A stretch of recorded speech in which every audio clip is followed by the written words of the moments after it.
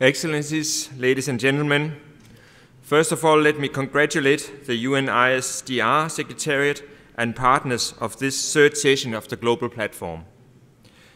Securing a broad attendance from all over the world is not easy, but you have managed it once again.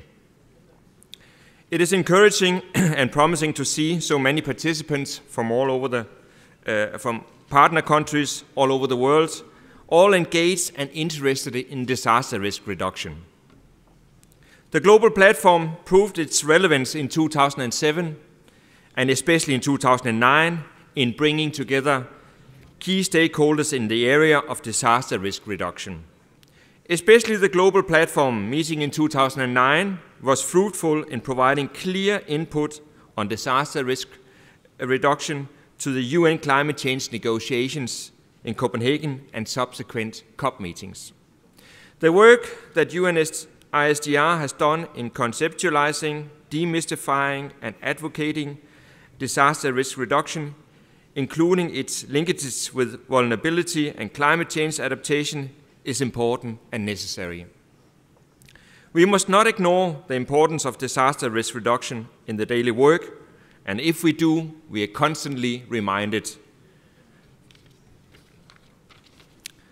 2010 was a year that reminded us all that disasters are not to be ignored. It was one of the most traumatic years of mega disasters that hit Haiti and Pakistan, and the latest triple disaster that struck Japan this year. Normally, Denmark is spending 20% of the humanitarian budget on disaster relief. But in 2010, more than 50% of humanitarian assistance was spent on disasters alone. This underlines the fact that even though disaster risk reduction is a development issue, it is the humanitarian budgets that are under pressure these days. Madam Chair, the thematic focus of this meeting, Invest Today for a Safer Tomorrow, is well chosen. Disaster risk reduction is all about plain common sense and about changing habits and attitudes. It is often said that disaster risk reduction is a cross-cutting issue. But Denmark has denounced disaster risk reduction as a cross-cutting issue. Rather, we prefer to term it as common sense.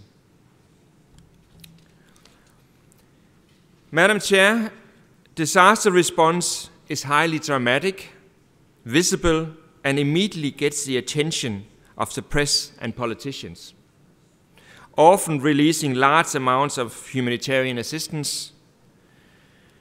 In contrast, reinforcing or cleaning up the sewer system in a large city does not catch any attention of the press, but can, in a disaster situation, save lives and avoid economical damages. Disaster risk reduction is long-term and low-profile, and that is what we are all up against. Difficult to find the money sometimes. Madam Chair, disaster risk reduction is the first line of defense against disasters.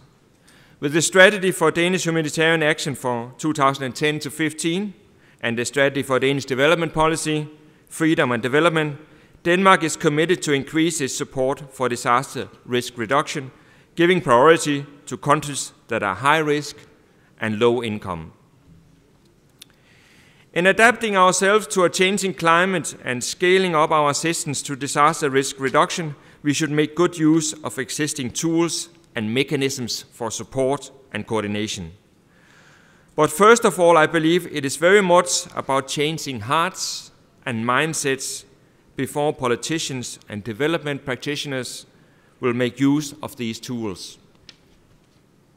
In our view, the UNISDR Secretariat and the World Bank Facility for Disaster Reduction and Recovery are key mechanisms in this regard. Through their close partnership, they contribute to strengthened planning, coordination, and implementation mechanisms at national and subnational level in high-risk countries. Madam Chair, Denmark will continue to support UNISDR and its partners and look forward to a strengthened dialogue between supporters and the UNISDR Secretariat. Let me conclude by congratulating the UNISDR Secretariat for a well-done job in organizing the platform and stress once more our hope that this third session of the global platform will be a vehicle and an inspiration for investors and policymakers in realizing that ignoring disaster risk reduction investments today can cost you several times tomorrow. Thank you.